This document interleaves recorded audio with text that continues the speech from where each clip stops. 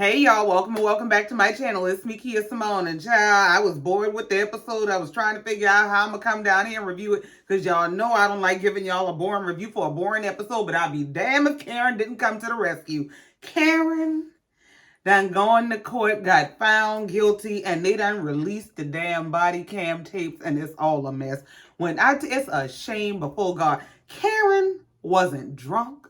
Karen wasn't inebriated. Karen was up. Karen done told the people that she is a slave owner's daughter, that she done bought the slave plantation, and I wouldn't fuck with me. I don't know if Karen saw the body cams and thought she was filming for Potomac, but she started telling the man about how they call her the Grand Dame. This ain't Potomac, this is cops. Ray out there trying to come to her rescue, Lord. He trying to tell her in so many words to shut the fuck up. But Karen ain't in her right mind. I don't think Karen know where she at or what's going on. Karen is, up. I want to know what in the Mr. Big's hell made Karen say, you know what? I'm going to take this to trial. I would love to know, after the shit that I watched, what made her say, what made her lawyer not say, bitch, I will drop you. Like, what? Why would you say, you know what? I am going to be exonerated. I am going to be found not guilty by a jury of my peers. My name will be cleared. What realm of delusional hell do you live in? That you, like, what, did she, Karen couldn't have been in her right mind. Karen couldn't have been in her right mind. She must not have known, because if you watch what I watched, I'd have been pleading for a plea deal, please. I looked at them damn tapes. Karen told the man she is Thomas Jefferson's concubine. Cosplay hell kind of games her and Ray be playing. Karen, just out her mind, wig pushed back like student loans, in and out of talking to the man about her marriage and are you married? And do you love her? You know, I had to watch some clips a couple times. Let me see what the hell Karen got going on, because you know, a drunk tongue speaks the thoughts of a sober mind. She's, oh, well, I've been married 28 years and, you know, sometimes they stop paying attention to you. Are you married?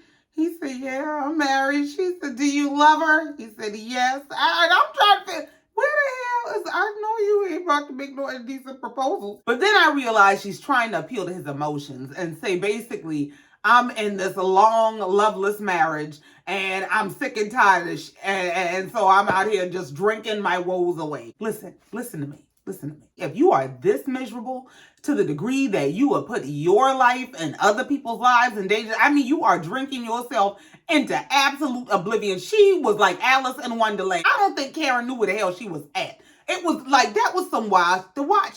And if you are that miserable, please, let it go. And speaking of letting go, let go of whatever friend you was out drinking with that let you carry your Alice in Wonderland ass in your car and on the road for you to drive into everything you drove into, because that ain't no damn friend. She carrying on by, I'm rich. I'm really rich. Do you know my husband? But that man don't give a damn. When I tell you that officer gave every bit of, I want to take this bitch anywhere but with me. She told the man, yeah, I should have taken a cab. The man said, yeah, or an Uber. She said, yeah, but I'm very rich. So now, see, I know you got it.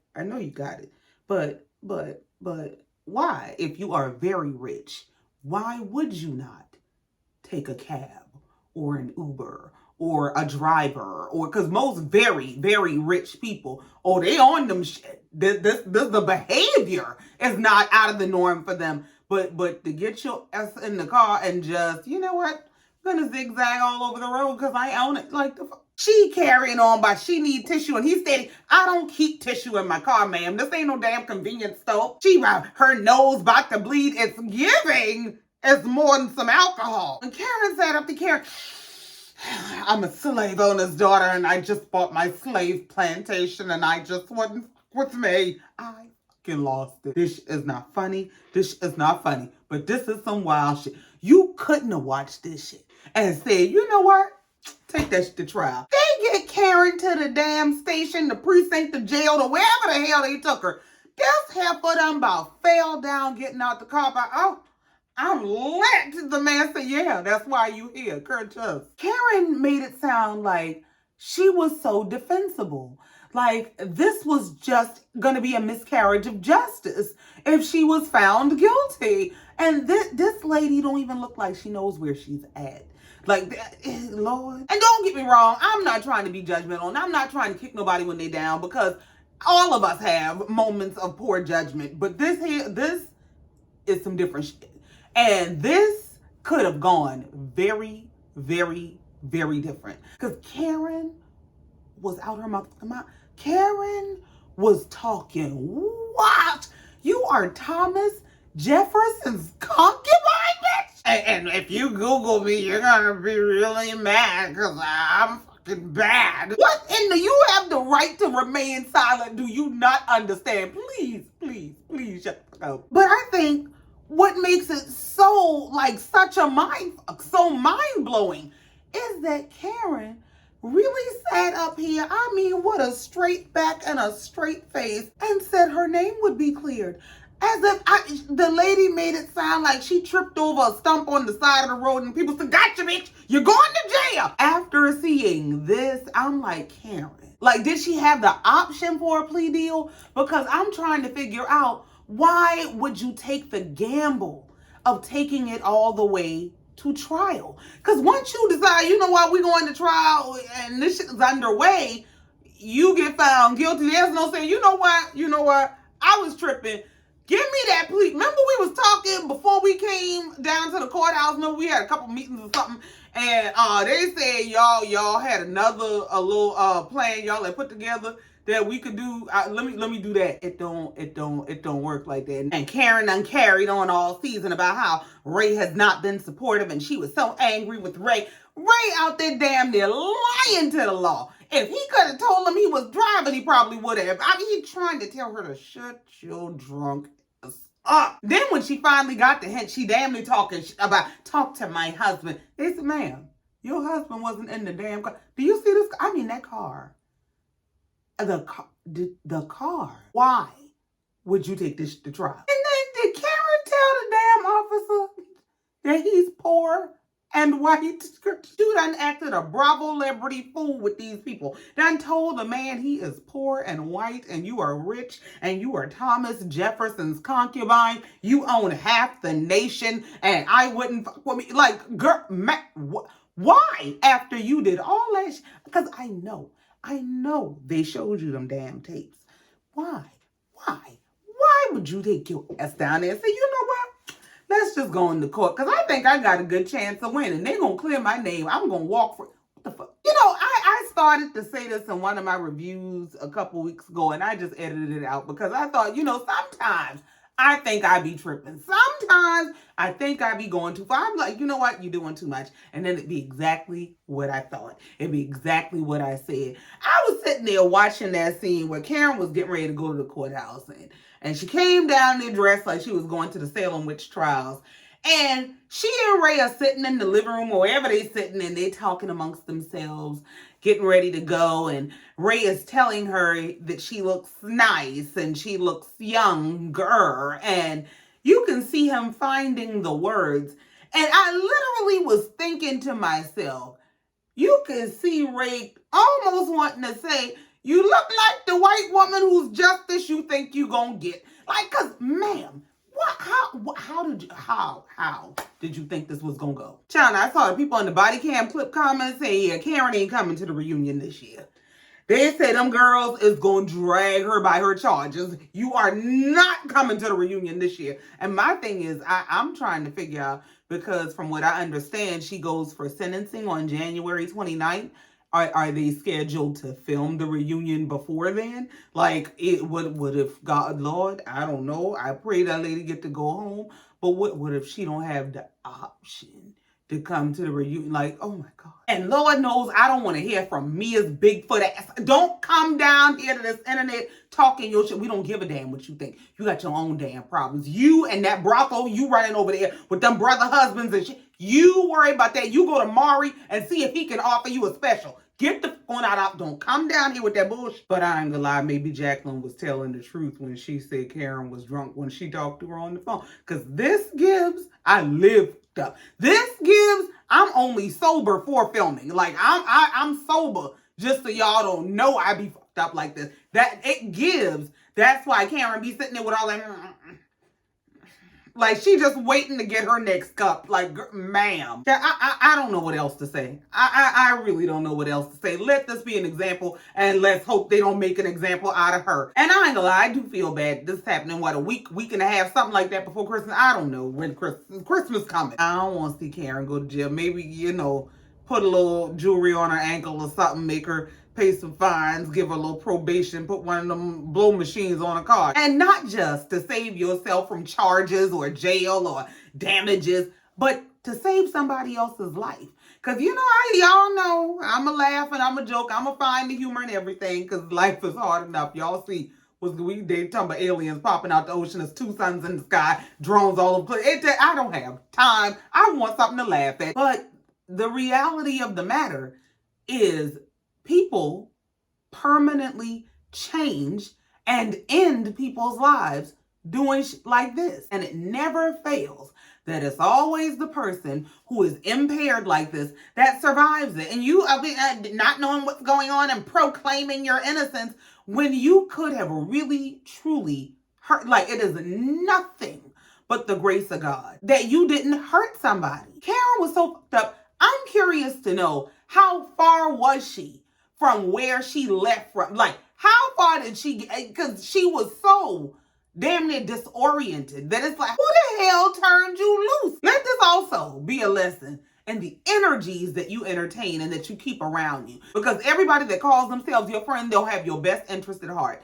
Nobody that had Karen's best interest would see Karen in that state and say, oh, all right, you going home. All right, girl, I see you on the flip side. You'll be surprised how people want to see you go down. People want to see you exposed and they want to see you fail. And, oh, you think so much of yourself and you think you this and you think you that. And they want to see you brought down to size. Like, nobody who gives a damn about a person would see that. I mean, and don't get me wrong, Karen is a grown woman and she is responsible for herself.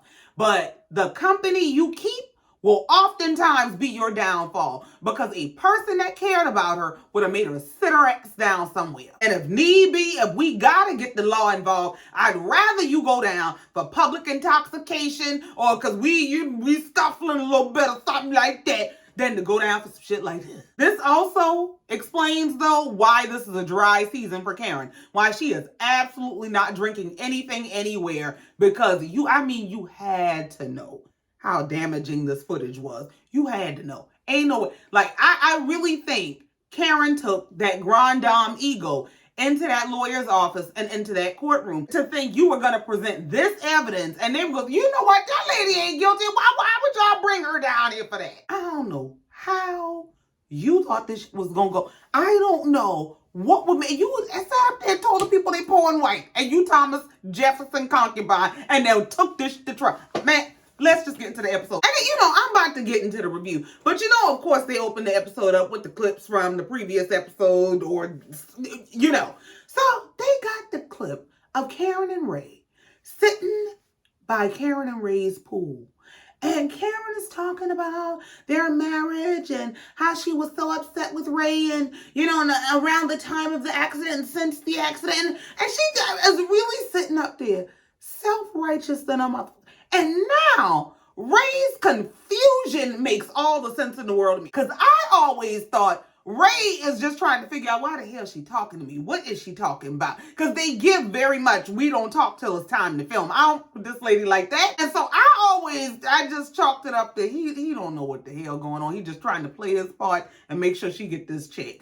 But Ray is genuinely looking at this lady. Oh, ma'am, I'm old as hell out there lying to the law about you crashing in the trees and shit. And you gonna tell me about you was mad with me? So the episode opens up with Karen and Giselle meeting with Stacy. They're having lunch, brunch, something. They're having some sort of a get-together to either invite Stacy to or discuss with Stacy that Karen is having this Love Lagoon party, which is one of them damn couples freak fest that they be having. Well, Giselle and Karen take this chance to tell Stacy how up her relationship is. They are asking her about TJ and, if he coming to this party. And she said he is going to be flying back in from LA just to attend Karen's party. So Giselle is like, well, does he work when he's here? Stacey said, well, he only comes here in his off time. He works when he's in LA. They're asking her how much she knows about him, how long they've been together. And she said she's known him for about a year. They trying to tell her, you don't know that man. Don't nobody know nobody in a year. And you've been married to somebody else for 16 years. And you probably need to give yourself some damn time. You need to get to know yourself before you worry about getting to know him or any other damn man. Giselle is telling her you need to try to figure out what you like. And she, well, I know what I like. It's TJ. Let her do it. And they're trying to tell her that man lives on the whole other side of the country. And he comes here when he got a couple days off. He has a whole nother life over there. You think just because he ain't getting ass from you that he ain't getting ass. He is getting ass. He just ain't getting it from you. Well, Stacey said she ain't worried about what he's doing in LA. She don't know why anybody else is worried about what he's doing in LA. And I don't give a damn neither. Moving on. So we move on and we see all the ladies meeting at a clothing store. Wendy has apparently invited them to this clothing store where they're going to shop, and she's going to announce that they are taking a group trip to Panama. So Mia takes this opportunity to approach Karen about her Love Lagoon party, to tell her she's going to have to bring her third wheel because her first two can't make it. She said Gordon is not going to be able to make it, and Ink is going to be receiving an award, so he won't be able to make it. So she wants to know if Karen is okay with her bringing Jacqueline. Karen said hell no. She said her home is her place of peace, and she doesn't have time for Jacqueline and her antics and lies. And I said, now, yeah, you can have home court advantage. You can say, you know what? You ain't gonna come in my house and tell me the truth now. You can tell me anything you think in the street, but you ain't gonna come in here and tell me the truth. I understand that. But of course, during this scene, they played the clips to justify what Karen is saying or explain where Karen is coming from of Karen cursing Jacqueline S out. I mean, emphatically calling her a liar. You are making things up about me. The tapes we saw, ma'am. Mia, being the messy mother that she is, decides to go over to Jacqueline right then and announce to her that, yeah, I went over and asked Karen if you could come, since she just also announced Jacqueline as her lesbian lover. She said, but Karen said, no, you can't come. So Jacqueline said, well, I didn't want to go anyway. Mia said, well, we should be great. Just get going. So we move on. We go to Kiana's house where she and her boyfriend, I don't think they ain't engaged yet. Her boyfriend and some friend of his, they all in the kitchen just hanging out. She asking him, where you coming from? Because I guess he must be more dressed up than normal. And she, oh, were you coming from work dressed like that? I see, yep, the flags are flying. Well, they take a shot and cheers to Panama and a safe trip with no arguing. And she said, yeah, cheers to Panama and a safe trip. But the no arguing part, I don't know about. She said, because they got some beefs and a few divorces going on around here. He said, a few divorces? Well, it's not because of the show, is it? And Kiana gets to explaining in the confessional that he's not all the way on board with being on this TV show, that he's just kind of going along to get along with her. And the three of them go off into some room to pack for her trip. And as she's packing, Greg's friend starts asking about how are they settling in and is Kiana cooking for him. Greg says something about, we settling in, I'm having to see a whole lot of female stuff, and no, she ain't really cooking like that. And Kiana got kind of defensive, and she's talking about how y'all always like to talk about me not cooking food and stuff. She says in the confessional how they seem to have different values. She said she values things like adoration and intimacy, whereas he values things like respect and order and food. So she wants a partner. He wants somebody to serve him. I ain't got time. And she's in the confessional saying, everything's so serious. Where's the fun? The fun is with somebody else. Because everything about this relationship gives me Kiana just doing something. Like, she must have been bored, or maybe you just wanted somebody to pass the time with. Maybe you feel like you're at a stage in your life where I should be in a relationship. I should have somebody.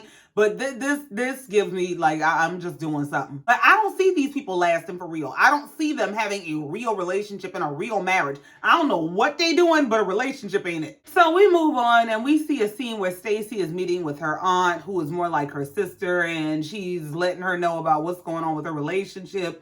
And it's very anticlimactic. It's just not, it's beautiful. It's a beautiful scene between beautiful women. It's beautiful to see family come together and love each other and have a good time and catch up and all that. But it was just, they could have kept this. We move on and we see Giselle going on a date with the guy she met at speed dating. Boring. The one alarm that did go off in this scene is Giselle is in the confessional talking about how she needs a man to be a little mean to her. If you don't go find a prayer, a pastor, and a psychiatrist, what do you mean you need somebody to be mean? Not today. We got enough with the Karen shit. Not today. I don't know. Maybe that's your kink and that's your business. But don't be saying that shit out loud. You need somebody to be mean to you at your big age, ma'am. So we move on and we're headed to Karen's Love Lagoon event, and we see Giselle and Ashley carpooling with their dates that they met at the speed dating event.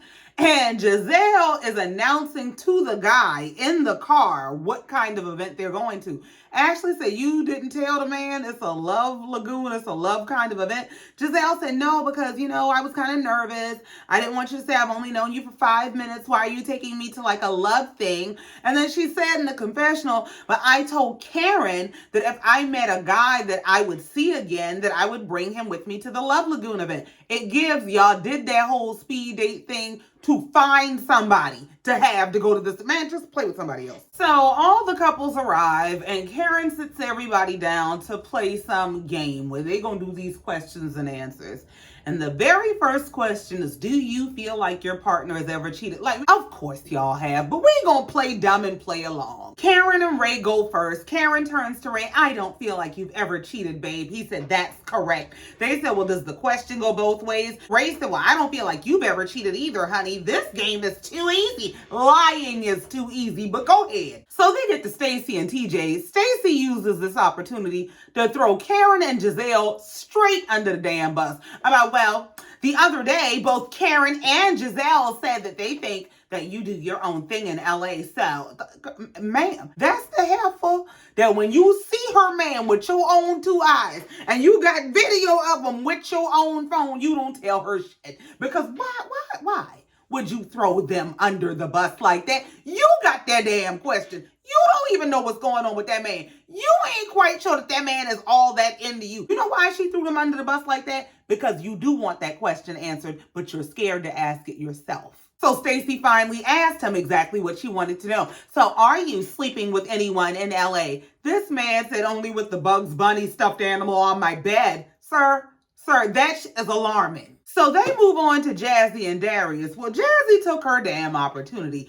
The man said, okay, the question is, do you feel like your partner has ever cheated? She said, well, do you? He said, no, I don't. She said, well, I do. I don't have proof, but the question is, do you feel? And I feel like your ex has cheated. Now, this is my kind of carrying on. This is the question I've been waiting to get answered. Well, he starts explaining that he doesn't feel like he's cheated because anything that he did was during a breakup from Jazzy. Jazzy is in the confessional saying, this man done lied to me about a whole child, so I'm putting shit else past him. Now, thank you. Thank you for finally telling us the truth. She's in the confessional saying, although I've never caught the man, I'm not an idiot. Ma'am, a baby ain't catching the man. We get around to Wendy and Eddie. They're both convincing with their nose. And then we get to Kiana and Greg, and they both said, no, Greg said he knows she ain't cheating because I'm having her followed. And you laughing, but I believe that. So they move on to Mia. And when I tell you, I wish I could just turn this shit off. I can't stand Mia. She makes me. Mia said, well, I'm going to speak on behalf of Gordon because we're still legally married. And no, I don't feel like he's ever cheated. They're looking at her like, what level of delusional hell did you just come? What the do you mean? All of shit. You done told us y'all that. What do you mean he's never cheated? And she had to explain to them that he's never cheated because it's all been consensual. We have an open marriage. We agree to doing all this wild shit. So it's not like he went behind my back and did something. Half the time I was right there in the room. She said, now as for her, she has cheated. So I mean, we know. We watching you do it. The next question is about who's more submissive or dominant in the bedroom. And I don't give a damn. They going around answering who's the more submissive or dominant one. They get to Mia and she's like, well, I was very much so the more dominant one with Gordon. But with Ink, he likes to choke me. So he's the more dominant. This is a whore. A whore from the pits of hell. And I'm not saying it because she like to be choked every now and again. That's your damn business. But what this hooker is doing, and she throwing out her bait trying to recruit somebody else's husband. I'm sick of this. And I'm trying to figure out, maybe it's because I don't really watch any of the other franchises. Like, I'm just kind of burnt out on it all. But do they do this kind of bullshit with like the Beverly Hills and the New Jersey? Do they do this? Tell us how freaking nasty you can be with the non-black. I'm just maybe I'm in my militant bag. Maybe it's the Black Panther and me asking. I don't know. But do they do this on the non-black shows? I'm tired. Now, as they're playing this game, the episode is ending, and it's ending with Jacqueline crashing the party. She's showing up to the very event that Karen said she didn't want her at, and Karen is going over there telling her, you got to go home. But y'all, that's it. That's all, and I ain't got no more. This was truly a lackluster episode. I was really trying to figure out how I was going to come down here and talk to y'all about this episode, because y'all know I don't like to waste y'all's time or mine. I don't like to come down here and just fuss, curse, and carry on. I mean, I try to have a good time. If I'm going to spend my time, effort, and energy, I'm going to have a good time doing it. But this child, they could have kept this bullshit episode. But I guess, I mean, the Karen drama made up for it. Child, I mean, Lord, I'm going to go pray for Karen. That's it. That's all. I ain't got no more. Thank you so much for coming down here, listening to me, and letting me get this off my chest. Y'all, please be sure to like, share, comment, and subscribe if you've not already. And in the meantime, until next time, just like every time, y'all know I love you and I mean it. Bye.